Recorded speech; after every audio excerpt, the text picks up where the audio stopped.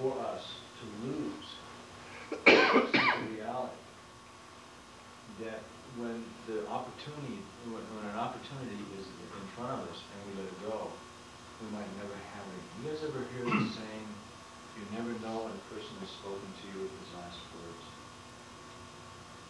Guys, think about that. You never know when a person has spoken to you with their last words, meaning they're dead. Example, back in 1973, I had a gentleman who was going to come out of my school, and all his people wanted to train at my school because there was kind of a bloodline connection with one of my black belts from Southern Indiana. He was going to come out, work with our guys for $25 a person. Well, my guys had other things to do, so we wanted to go out that night, go dancing, go bar, whatever. The guy's name was Bruce Lee. He was going to come out. Okay? I had to call up Bruce and tell him, I'm sorry, but my people have something better to do. Well, he went to Hong Kong, 6 months later, he was dead. So I'm sitting in my office, and I get one of these guys that gave me some pathetic excuse why he couldn't be there, actually came in my office and says, oh man, geez, I really didn't want to work with him. I almost chased him out of school. Oh. There was Bruce Lee, dead. They never could work with that guy again. Another example of that, a lot of my guys never got the opportunity to work with those sense of trios. And trios, there's never another man like that on the face of the earth that commanded so much respect like he does. My guys couldn't get him out, so I planned on, I said, okay, we'll try and do it next year. And what happened, he got with cancer and ended up dying. I don't know if you guys know it or not, but bone cancer is a very, very painful thing to go through. But you know what Trias would do? He'd always make the time for you anyway. He's in there giving himself, I remember when I saw him, he was giving himself injections and all that, and he still took the time to go out and see me. From what I understand, it was about 1 week prior to Trias' death. It was Kampelman. Kampelman helped Trias get up out of bed. He says, Art, this is it. I want to throw my last punch. He got up, Art helped him out of bed, walked out, and mopped the water, and mopped the water. So that's it. Did you hear Kampelman ever talk about that? No, sir. And Trias, very brave man. And when you guys, my teacher, Kosho, and the last person to see him alive, saw him at 3 in the afternoon and 9 o'clock in the evening, he was dead. I saw him suffer. So many questions I wish I would have asked, I didn't do it. And also I realized how fragile the arts are, anything that we take in. And to me, Kempo is, or martial arts, not just Kempo, all the martial arts. If we allow either our egos or our prejudices or our opinions or whatever else to get in front of our thirst for learning, some of you guys might not have the priorities, which I understand, I totally, you know. I mean, hell, I thought the Badgers were a basketball team this year, you know? Okay, so, you know, shame on me for that. But when you guys, when we realize how fragile our existence is, and also our teachings or anything that are given to us, then if you have a teacher that teaches you to learn, that's the greatest thing in the world. When people come to me and say, what am I learning at school? I say, I'm going to teach you to learn. Yeah, but what am I going to teach you to learn? That is much better than saying, I'm going to teach you Shotokan karate. No, I'm going to teach you to learn.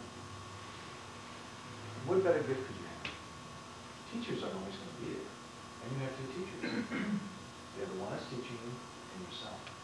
Which one's the most important? Yourself. That's the one that allows you to take in the information and allows you to process it appropriately, properly. And that is the most important. This is what Kosho is all about. It's teaching you about yourself so that your main teacher doesn't fail you. You guys understand?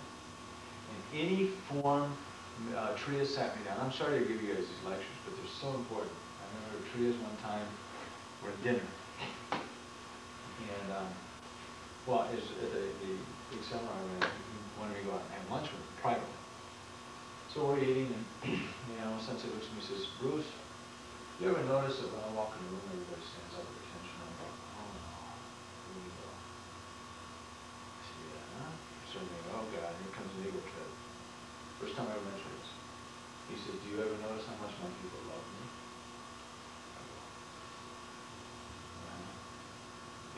by this time you get nervous sitting in the room with this guy. He says, they love me because they know I love them a million times more than they could ever love them. They do what I ask them to do because they know that it's for the benefit. They know that I will die, I will breathe my last breath on their behalf. And I wanted to say to Trish, you know, I love you too. Because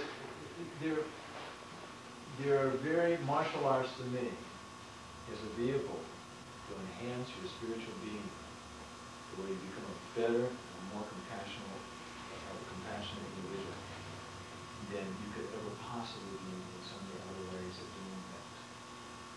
And to look at the martial arts is just a vehicle to either make a buck or a vehicle to showboat or to show off that is evil. Now, you can still make a buck in the martial arts, but that's not your priority. The buck will come, and the abilities, martial skill-wise, will be there because you'll be doing everything you do with heart. That term is called Kosho, heart and mind. It's very important. Okay? Not to bore you guys with that, but that's what I feel. And so you guys are students. For instance, Mike, when Mike met me, and Bill, and so they're jumping on planes or coming out to see me, what kind of sacrifice are they going through? Is it for them? It's for you guys. You guys got it easy. What I'm teaching you, I got the hard way. Okay? I almost died, or could have died, learning what I learned. I saw a man die and suffer to learn what I learned. Those things, and you can't really explain that to people because they haven't been there, okay? And then after I learned these things, I got really scared because I was probably the only person that understood it. And all these other guys wanted to see me 6 foot under. But I thought it was very important to keep for students.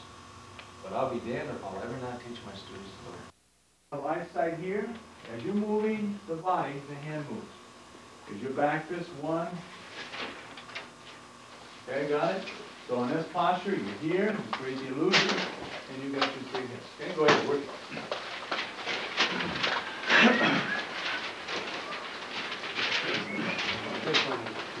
You guys need one paper, one first? Yeah, we do this thing. Hold on. You work with one of these?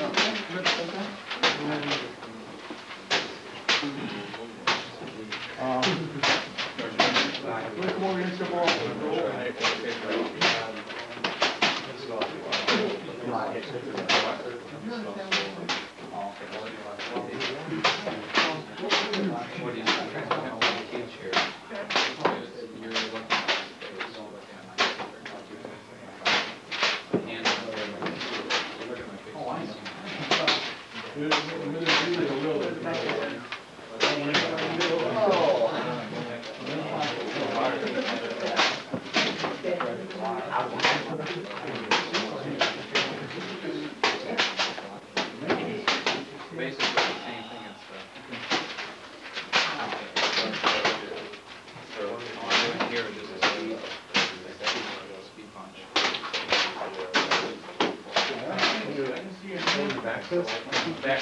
Center line, set up so that you throw the back face, slight shift.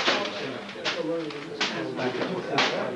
Before you move, that's what drives you off the back foot. Right, just like that. Just like that. See, then you're this point here, and this leg, all moving simultaneously. So the full body, we got to focus. You can remember distance.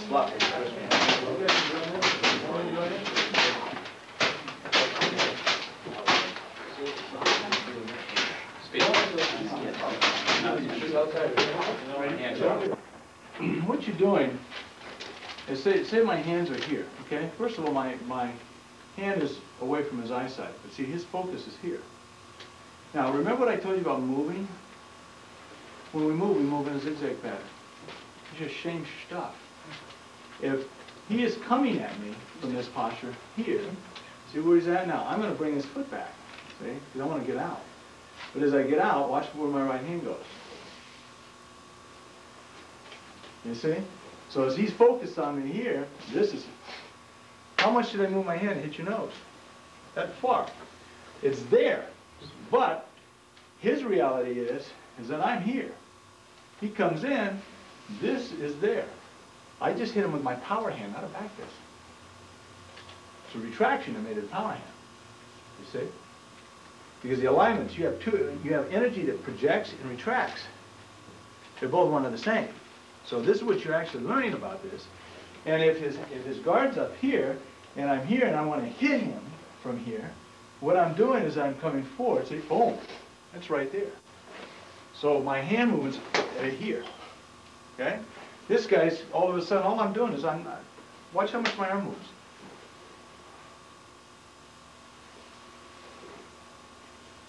It's not moving, it's my body doing it. You guys understand? This is really slick stuff. I get a guy who really likes to come in and boom, do this. I set him up. What I'll do is I'm right here. He moves, boom. He won't see it because it comes right up his nose.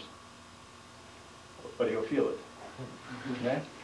Problem with this in Kumite and sparring, it's very easily, I mean, if you're going to fight, do this in tournament, my guys have to work on their control more than anything else. Because you'll blast somebody with this. And it's got a lot of solid substance behind it. Okay? But it's such an illusion, they won't be able to block it because they don't know it's there. So you're starting from here and right. All I'm doing is let my body. See? As this comes back. Yeah, see what? If I keep my body this way, but if I rise, two, okay? It's real sneaky stuff. When you Polish, you gotta get by being that way. So you eat a lot of kibasi, slick right through everything. Never mind. Go ahead. Work. And you have yourself set, and you're working a guy. Now, see, usually your opponent, again, even in Kumite, is always going to the center. Ghost punches. So say he comes in. Okay. All you do is punch a ghost and come back to center. What happens? See what I'm doing? So if I'm here, he moves. I punch the ghost, come back. Problem with this in Kumite, what are you going to do to somebody? It kills. Doesn't matter if he kicks or whatever he does. Doesn't matter. If the hands are in posture, in proper posture, he moves. One, boom. See? Because the hips moved. Body moves. It realigns itself. See? So if I was doing Kumite, say to get the guy comes into school, big shoulder, I want to fight. And in their mind, fighting is sparring. So he gets in a fighting stance, and you're here. You make him feel comfortable. You say, go ahead, go for it. And well, what's going to happen here? It's going to run right into you. It's going to run right into it. This motion is he's coming here. The center had changed, but the center comes back, it's locked. Okay, whatever counter you want to throw, if you understand it, understand the visual plane, I don't care what he throws, roundhouse kick, spin kick, I don't care what he does, he's going to jack himself up. I don't care what he does, unless it's a knife. Okay, it works. This is going to work. Now, what is it? It's the octagon. Half left, full right, angles, come back to center. Stuff works. I can't say anything other than that. Now, if he starts to move, and I do this, it ain't going to work, because my center didn't change. You see what I'm saying? Yes. That's why yesterday, when I was working you guys on this, where my alignment, my arm is my first zigzag. My second, stay right there, my second one comes here, my third one comes here. He's going down the center. So as this man moves, anytime, that's where I'm at. What do you feel like? If he would have really lunged at me right now, and this is sparring, he would have done what to his body? Snapped him in half, right, Sensei? Yes. This drive with a punch, if I lock out with a proper Zen Kuch right now, what do you feel? Everything will break. Doing this in a tournament, you won't win the trophy. You might break his back. But so this is the thing too. I see karate is, it separates sparring, or when I say that sparring is fighting, but don't understand these principles, yeah, this is sparring. But even if you want to work the stance work, you work the basic zigzag patterns, you got it. But then there's no difference if a guy's in a sparring posture, and let's get here fight. Doesn't matter. He moves. Zigzag. What happened to him? I don't care what he throws. I don't have to get in a sparring stance to beat somebody who spars. What position are you in? Okay, this is end of fight, man. Okay, so there is no difference in anything that you do. There's a difference in your mind if you make it that way. If you spar and you want to think in terms of sparring, then there's a difference. But if you understand these principles and you think you're going to spar with them, you're going to kill somebody. If you're really focused. So if you're doing these principles in sparring, you better know you control. Because that ghost punching stuff will kill somebody, won't it? And I don't care what it comes to, fake or, see, who was it that brought up fakes yesterday? Fake doesn't mean anything because you're moving when you see movement. Any kind of movement, you're going. It doesn't matter if you fakes. You'll be there before your fake's done. A fake will only work if you acknowledge it. Okay? That's why when you do this, when you're doing this kind of move, you get them to acknowledge this and to forget that this is right next to his face. That's what you're doing. Okay? You're setting himself up. Also, with caging, okay, if I want to stop him, see my back foot?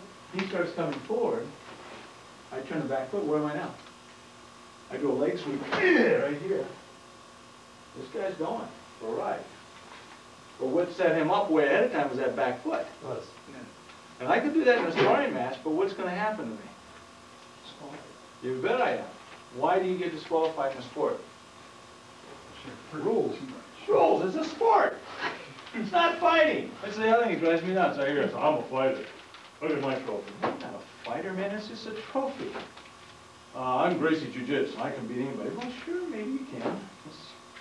Let's see what you do against a knife, buddy. Oh, that's not fair. Well, then you want to have a sport? Okay. So you pin me down. I could take all you guys out right now, line all of you up. I can beat all of you in a tug of war. Just myself. In your truck. It's my hand. My arm. Beat every one of you guys right now. All you have to know is how not to. You don't leave me all crazy. Okay. Everybody grab him. That's fine.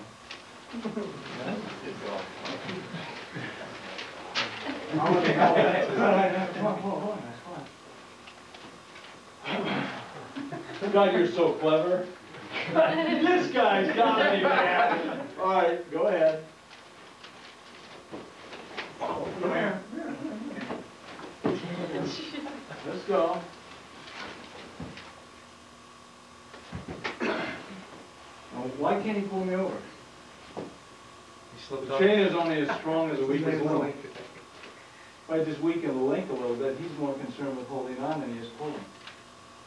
So all your strength is really stupid. So when you guys are holding on to each other, you're really looking dumb right now.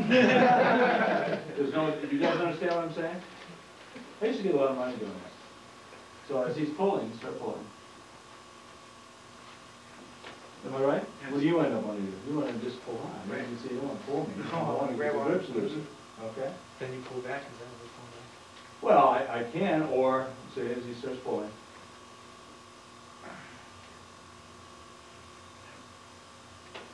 He'll end up wanting to come this way. And the rest of you guys will help him out. Yeah. They tell you've been all screwed over by a pole. He tries to beat his grip. He doesn't. Yeah. Okay? This is a thing that, I'll tell you who did this, and who actually impressed somebody in Nicaragua, was Michael Chance.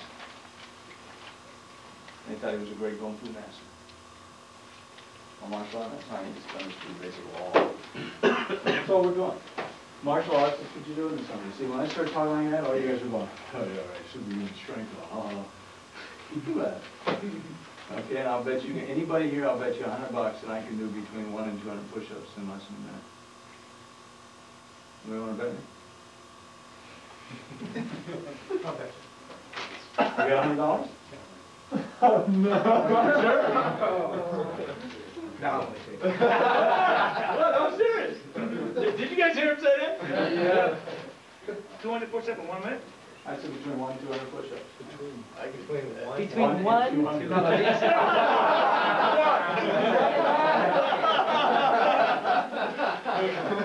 Ah, jeez, you guys.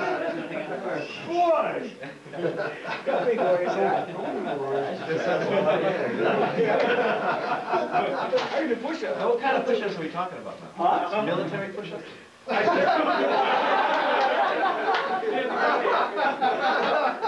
and 200. Oh, wow. Good day and shake your heel. That's like which side of the surviving carry, right? That's right. You know, you're gonna get in trouble. You got that on tape, though. Circulate that around. Guys, I should have done those push-ups. Yeah, the key is know when you pay me. Do what? Can I do them now? No, you check it out. I didn't listen to the last words of That's the problem. You gotta listen. The problem is you gotta pay attention. When you see something, look at it. When you're doing a body movement, make sure your body movement is right and appropriate to what your opponent's doing. That is what we're talking about. Pay attention. What is this guy gonna do out of response because of what you're doing? You gotta pay attention to this stuff. That's what makes you Kempo. And when we talk about evil, Kempo cannot be Gofu or evil because all they're doing is they teach people to be arrogant. All they're doing is doing this to themselves. What do they mean? They gotta fight him. What's he doing? You see? So this is the, so your art is about awareness. Triboshin. That's right. Boshin, art of observation. Okay? Gotta be observant. Observant of how you relate to your environment. Okay? Go back to this. You guys enjoying this stuff? Yes. Okay. Gotta get them on the bus. Where it takes me. The angle gives me the movement. This focus, or in reality, is here. But say if I'm here and he moves, boom. Okay? So if I'm in a body posture and I just do this, he moves, boom. So rib shot, right there. Sweep, okay? Okay? Now, the ankle in this one moves this way. He moves. All of these things work. Now, those of you guys in my tapes, when you work kata, cannot. Watch.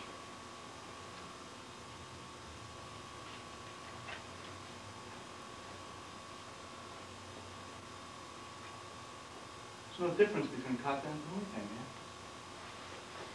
Okay? It all depends on where you want to go. If I'm here, say in his body posture, I'm back here, but I'm here. He starts to move. I'm here. Okay? All I did is this. He moves, this bounces. You guys, I'll let you work that. How far does it look like my left hand is? Fine. Back here. Now you start to move. Okay? He starts to move. It's here. Now, huh? Why is that further than just having your foot flat? Think about when you move your body. If you guys fuse your knees and your ankles, your hips you can't move. Okay?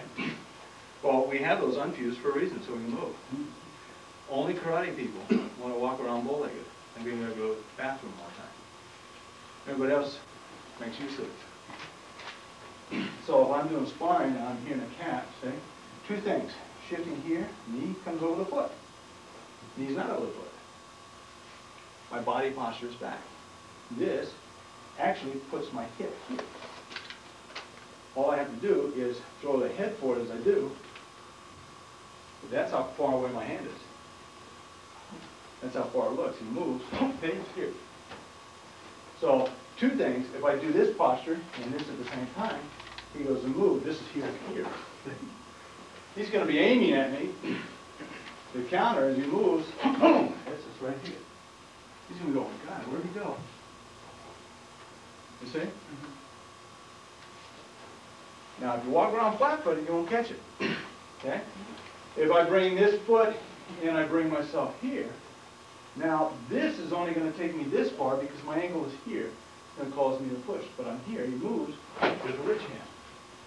Did you see my body move? No. Last thing you saw was my hand hitting you right here. That's all I see. You see? So all I'm doing in this posture is this. This foot, as I try to come down with the heel, see, you can't physically, okay? Locks this. This shoots my body forward. And if I bring the foot here, this posture as he moves, okay? His focus, though, he thinks I'm where? Right here. So you want to hit me, right? You're pointing. He's going, what happened? Okay? Then this can hit. Okay? What is it? Zigzag. Octagon. Same stuff we're doing with the grabs. Same stuff we're doing with the punch. Understand? Work. I got you guys thinking? Order. Methods of kumite. Did you guys know that? Traditional arch is about 34. Most people consider what they call sanban kumite. Sanban means what? San, ichi, san. 3-point sparring. Okay? In classical systems, like when I run tournaments on behalf of USKA, we always use a wazari ippon base. Wazari is half point, ippon is full point. Now, Champ Sensei went to a tournament I ran in LA, and I pulled all the black belts and I told them all what? Nobody out there was capable of throwing an ippon. Because I told them, if you guys can throw an ippon, you can walk on water. An ippon is a strike that should kill on contact. No doubt about it, the guy died. And I told all the black belts, none of you guys can do it. One guy did it, but it was by mistake. To me, it was a luck shot. I went, was I? Now, shite kumite. This is what this, I believe, is best for. Is to me, the most intense type of kumite. Shite kumite is pre-designated point sparring. So let's say if, and I worked out with one of Sensei Teresa's guys, and I told you guys about Sensei Teresa's dojo. It was about a wall here to that wall. That was it. He had his kamiza, he had his wall weapons wall and everything else. And these guys cleared off, and then they went like thunder, and nobody ever hit a wall. They don't move. But pre-designated point sparring, so you have to judge. I go up first and I point, well, I'm hitting. He points where he's hitting, or where he's going to get. They pair off. If I go to throw my strike at that part of the body and I miss, he gets point. He wins. If I throw the strike and it wouldn't have killed him, he gets point. Okay? So what you see is you see guys going, boom! And you see, they'll wait maybe 3 or 4 minutes. And once you see them go, because you're using so much kime, so much focus, so much focus and body position. You're not dancing around and doing all this stuff. You're just here. And the breathing is so intense. You'll watch these guys. This is like watching good iai. Iaido. You guys see some good iaido and you go, oh, that's nice. I think you guys got to see some of that pretty stuff. But it's a focus. And you're watching these guys and also, hey, that would have killed somebody. You pull them. Okay? Now, this type of kumite, what I'm showing you guys here, would be probably closer to what we call shite. But they don't quite do this. Because if you did hit somebody like with a ghost punching thing or this, what are you going to do to them? And you'll see the white tunnel. There you go. Okay. Kumite, there's 34 methods. Okay, I'm going to just throw some terminology at you guys for a couple minutes.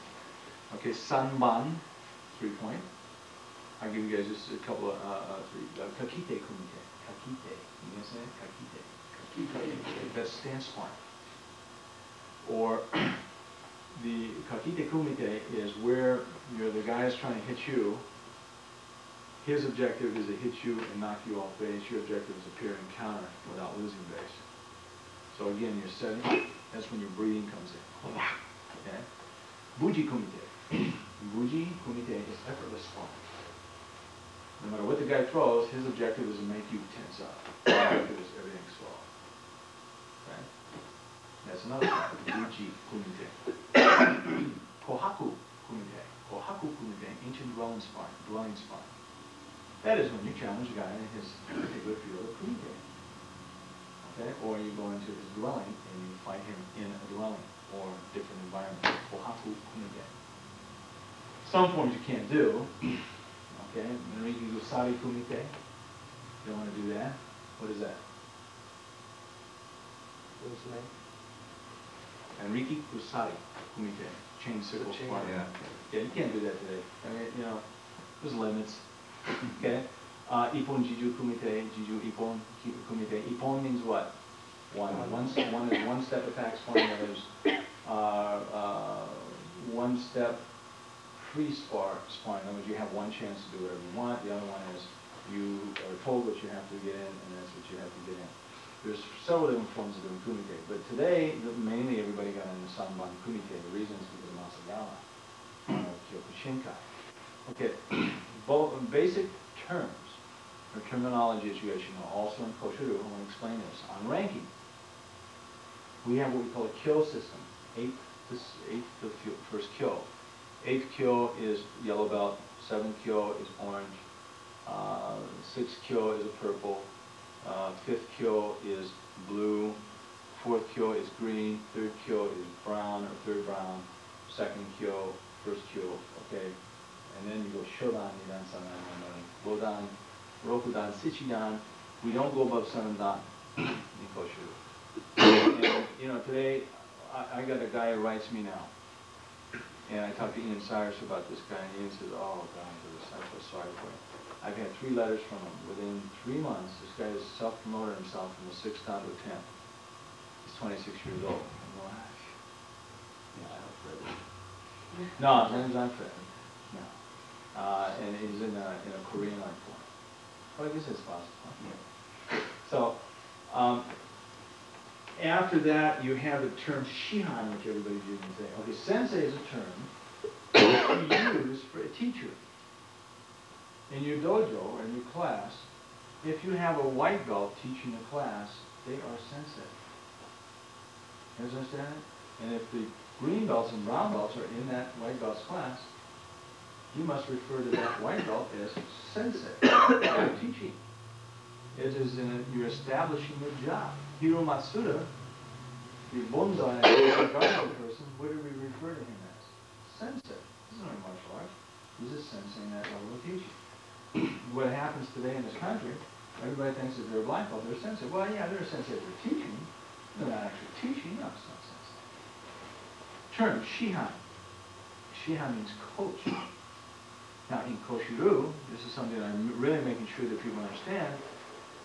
If you are a shihan, you have to be at least 4th dan, degree black, and above, and you're appointed as a shihan. You are reevaluated as a shihan on a yearly basis. It is not a rank. It's a JOB, which spells job.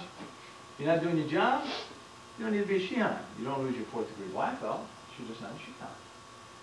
And if the shihan is running a class, students should refer him to what? As what? Sensei. Sensei, right. Okay?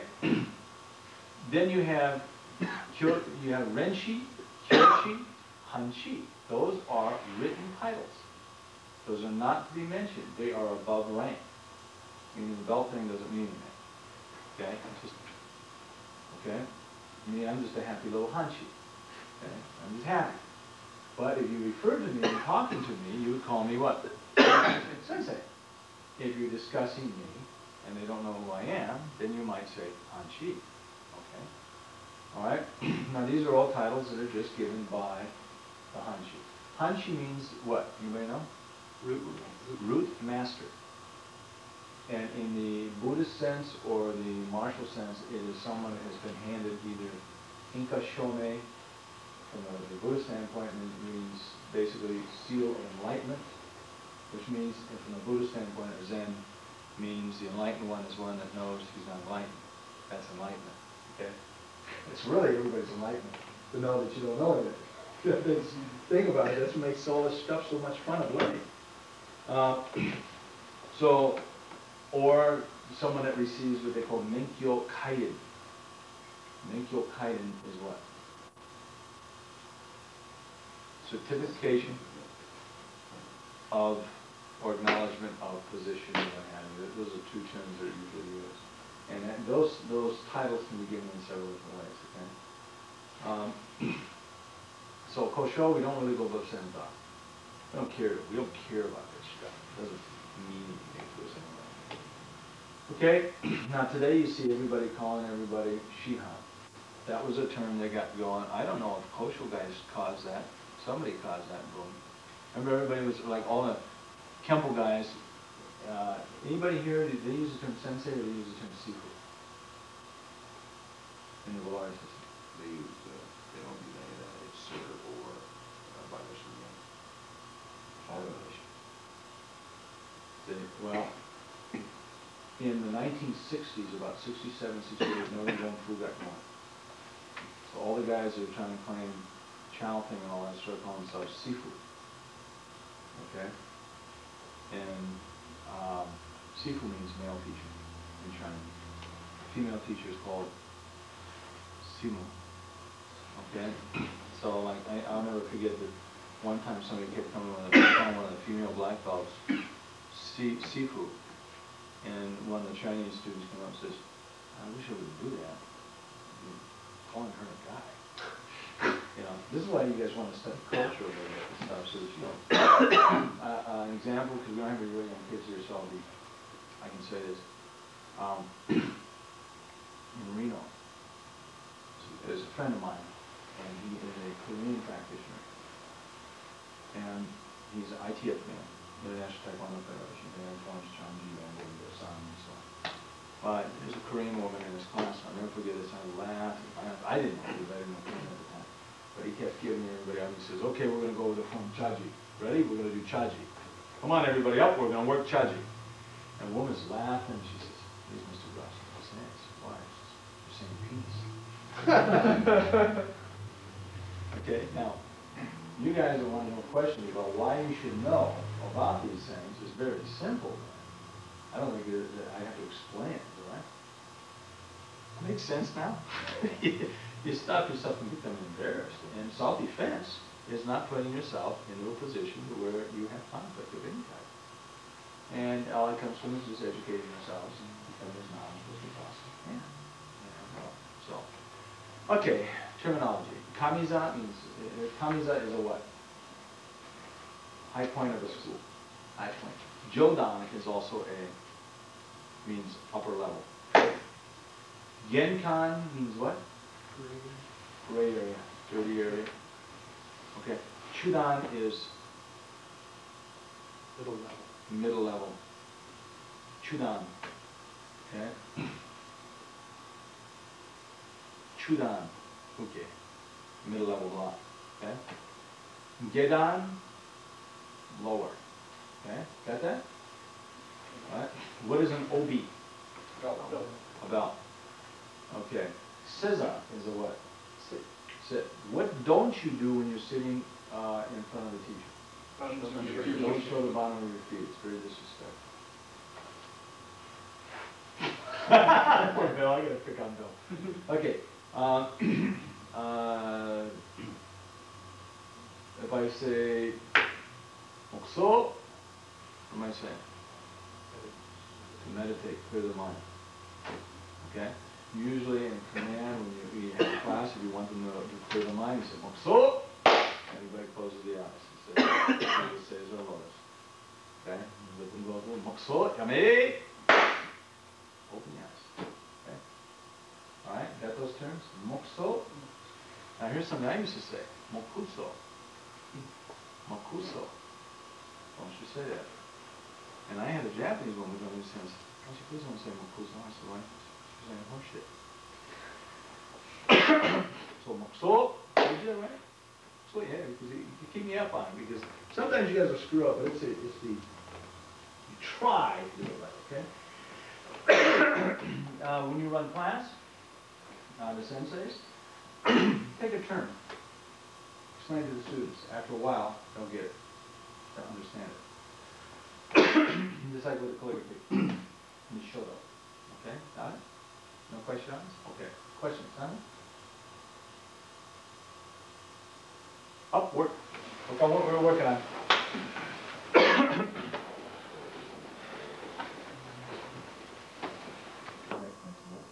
How they relate with everything else. What? Am I right or wrong? Yep. Now, This time, I want you to work any principle that you wish, but your main objective is to create nage. Nage is a what? Throw. It's a throw. So you take the movement slow.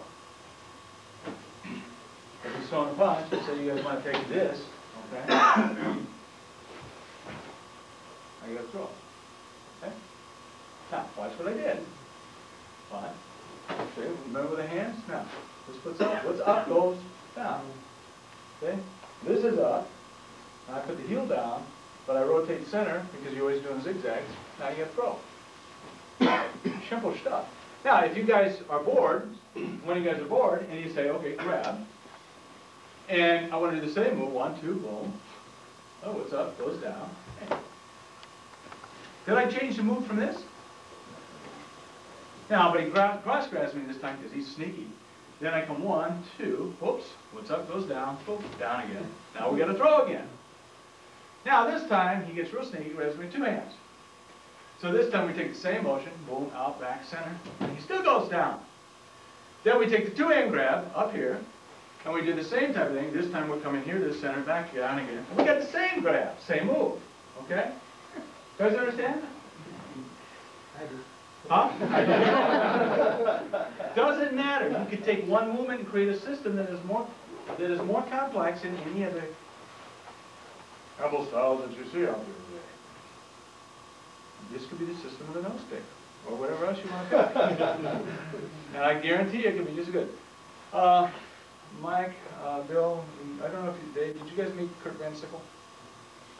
Kurt, one of the Oregonians, balding up here. Oh, yeah, Kurt.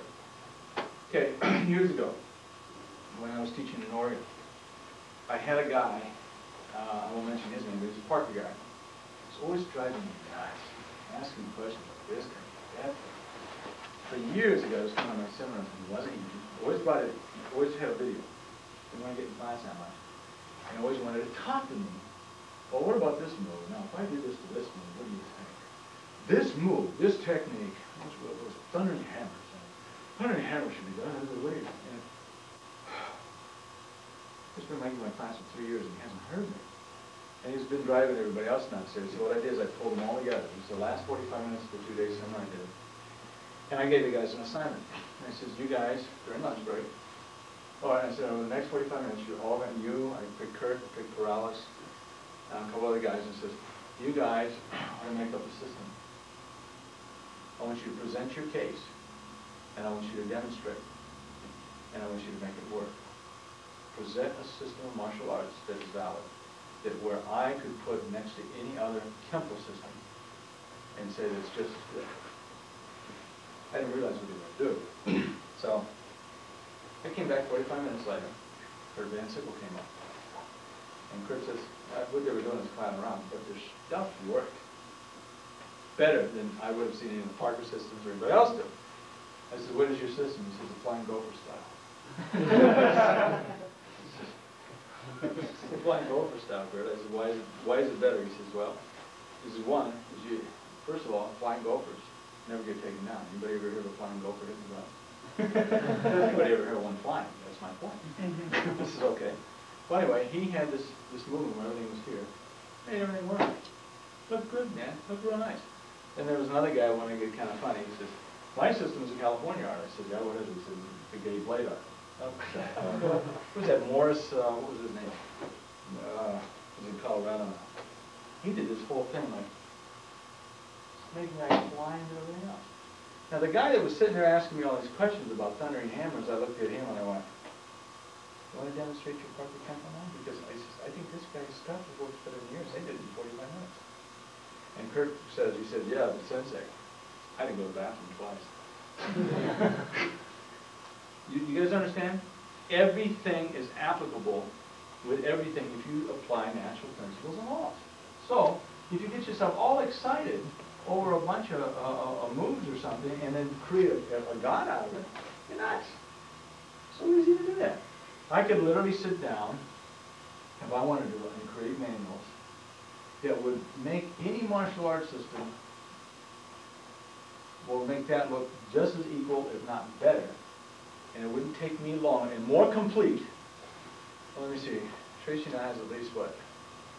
His manuals are about 20 pages. How long does it take you to type up 20 pages? Who's a good typist? About 5 hours. Are you a good typist? Well, that's including writing No. a piece of. No, okay. I could probably put it together quicker, so maybe 3 hours. You want a long copy? No sweat. No sweat. Now, so what I'm trying to explain to you guys, Kempo is something that is creating more growth out of what you know. I just showed you guys different ways to do this, didn't I? Okay? Now, punch. You take this, and you do this, and you walk around with it a little bit. Now you got that. Right?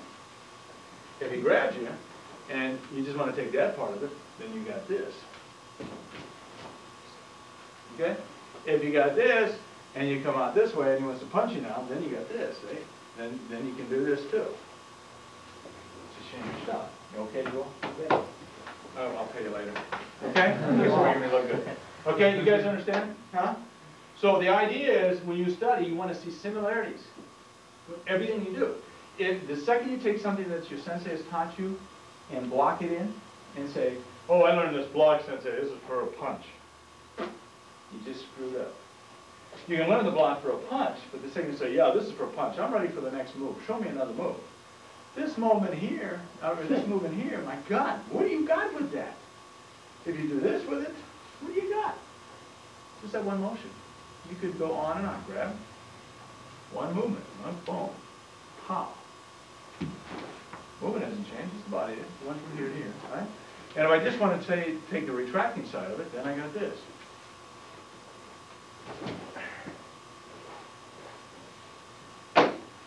You guys know all of this. Go do it. Take a block. Work it. Nage. Fly cloud overhead. And there's a connection between two anuki. Okay? There's only one motion. If you are the one creating the motion, you want somebody to go down, that means your head goes down. Your head goes down, their head will go down. You guys understand? You want to throw them and you separate the hand from the head. Then that's not going to happen. This is what you do. Okay? You understand that? This is on. This is direction of motion. So if I got a guy, I want to throw him and say, boom, he's here, and I want to bring him around and throw him, I'm going to go 1, 2, bang. If I want to fling him back, I go 1, 2, bang. I want to bring him over here, it's 1, 2, bang. Okay? Those are laws. And they have to be obeyed. If they don't, they won't.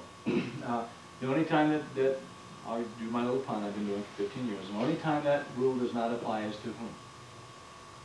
Linda Blair. Then her head moves and her body can stay there. Okay, you got it? So, body follows the head, keep moving. Okay?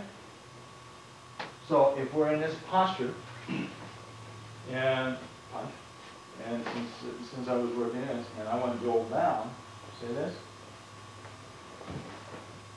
that has to go. But if he's here, punch, and I go boom, and so where's his head? His head goes where I go. I go down. Okay? Just the way it is. Okay? So remember that. Follow the creases of the body. My teacher did this.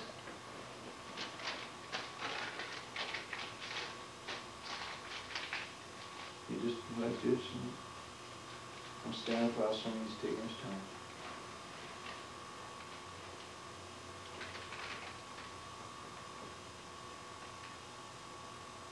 I'm going, you fold paper. No. That's the body. See, being naturally folded along what? Creases. Right? The body has the same creases. Grabs. I set here. Where's the crease? See here? You want a whole class an observation of the crease. I want to continue the crease. Oh, there's a slight circle this way. Feel it. Go with it. Body follows ahead. Stay ahead of movement, motion. See? How many ways can you create the same crease? Stay there. We have what we call 4 directional folds. Each knee, side, G. Every single throw works off of those. Okay, so this is 1, this is 2, this is 3, this is 4. This is, okay, this is And this is, right? This is, You see? How many ways can you create that on the body? You can hit it, hold it, collapse it, pinch. He's here, I take him here. Oh, he's tough. See, there's a crease. See? I'll tell you a thing that I did a long time ago. I was going to do a seminar for the Kempo group, and these guys, they kept telling me, oh, we know everything, and we told you, brother. What are you going to teach us? So I got my little grin on my face, and I said, okay, I'll throw some. I'm going to teach you guys the arts of surface tissue elasticity. Remember me doing that? What's that? You guys have to find out. Just pinch it. Pinch it. Okay? That's a stupid question, you deserve a stupid answer. So if you guys want surface tissue elasticity, okay? Now, what you do is figure out all of the things, the similarities again to one motion and movement. Your blocking then changes, okay? Punch. If we take the feet here, punch, and I bring the block here, see, beneath, same block, different effect. Punch. Same block, different effect. Okay? Punch. Same block, different effect. The foot now changes, everything else changes too. Okay? Understand? So you go on and on and on and on. How many variables do you have with what I've just shown you so far in the last 2 days?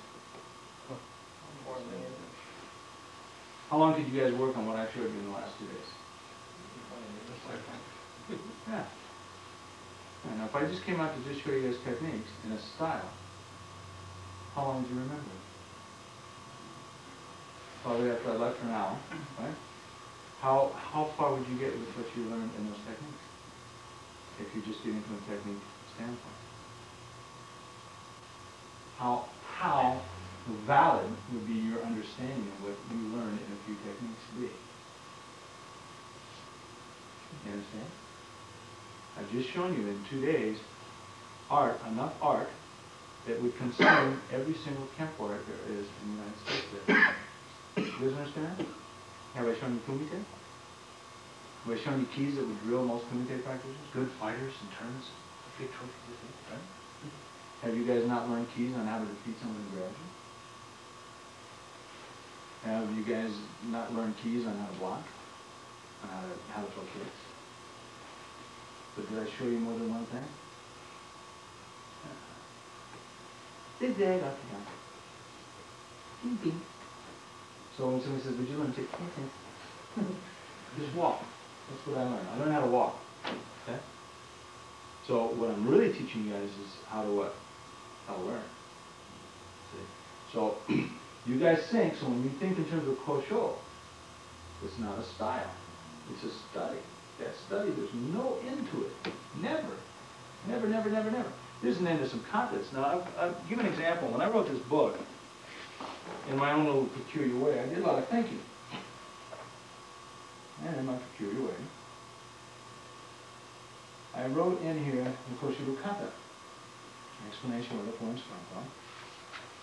The very end of it, after Naihano, Mitosi family Naihachi Kata, James Mitosi Kachara. Note, the Kosho practitioner performs all traditional kata. However, performance in Bunkai follows the concepts of motion and movement as set forth in this text. What did I just say? We'll learn every kata in front of us. It doesn't matter, man.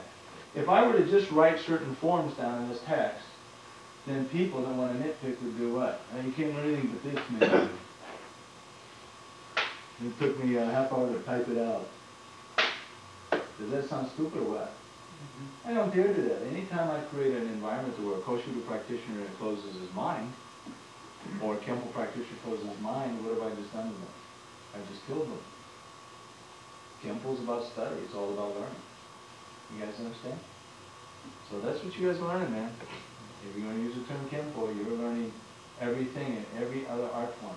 When you were talking about your Indonesian friend, I was just teaching you Kempo by teaching you to say Salama Pagi, or Salama Shorei, or Salama Malam, or Salama Tinggal. I'm teaching you Kempo by saying that. Why?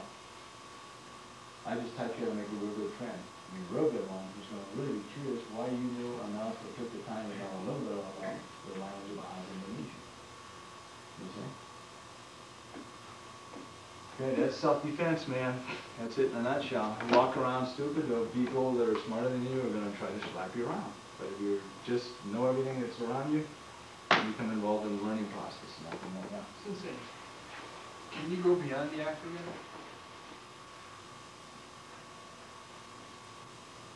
You can go beyond your understanding of it. This text here is very heavy. This is a heavy-duty text. It's a textbook that when you read it, there's a lot of concept and theory in here. And I tell you in the text, just like my teacher did, tell you that there's a lot here that you don't see after each conclusion. Gotta look at it again, you gotta look at it again, you gotta do it again, you gotta do it again. I'm writing a text right now that is so much in depth and even a basic block or a punch, you guys will realize that just on a basic oizuki or lunge punch or yakuzu, you can create over 1,500 to 1,000,000 different effects from one punch. And I'm going to break down everything from meridians, meridian alignments, breathing. I'm going to connect all kinds of connectors with you. That is going to, hopefully, it'll embarrass. I'm hoping to embarrass martial artists that think they know it all. So that they'll do what? Decide that maybe it'd be fun to learn. You see? It's all learned, man. And then by the time I'm probably done with that one, I'll be doing what? The next one will probably be make that one look better. Because what am I getting out of it? I'm learning myself. See? That's the fun part of this, man. Is the learning, getting involved. Ooh. Rob Brewer. You met Rob. Rob Brewer is so funny. This guy is a damn good cultural practitioner. He's only a green belt. And Rob should be a black. Right? Every time I look at Pat, I go, Pat. This guy, this one has a cassette tape of me talking. This guy, anything he does, man. Like one time he's at my dojo, and he went over to reach for a cup of coffee, and he's going, oh my God. So what, Rob? He says, Sensei, he said, look, I grabbed this coffee. There's a ring of the coffee. I grabbed it like this. Look at that. Look. I caused the coffee, although I want to pull it straight, I actually caused it to bend, and I saw the fluid in the coffee cup do this. Well, I could do that with the body, huh? I said, Rob, you really got him, buddy? He said, yeah, it's wonderful, Sensei. So next thing I see him doing, he's out on the floor, and I grab him, he goes, whoop, he sees this, straight grab. He sees by taking his pinky, oh, look, now we have this, a release. Now, if we pull that plate back over, now we have this. And if I pull it again, now we got this. Okay? Just from doing that. So what Rob will do, grab two hands, from both hands, then he'll do this.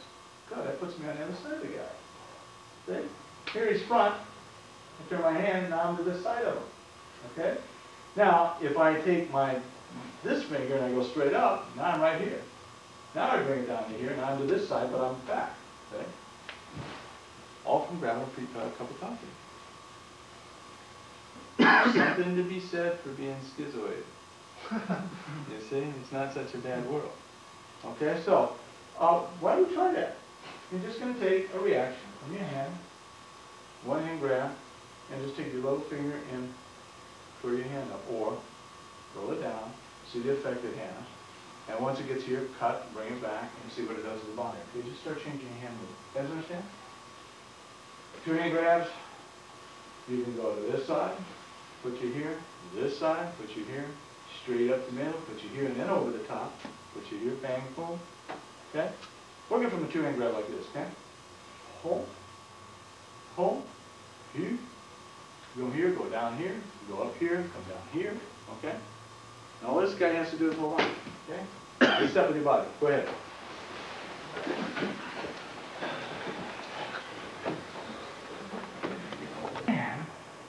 Or like when you have a school that you always hear, well, what if? What if? On a two-hand grab, first of all, let's look at a two-hand grab. Greg has your two hands.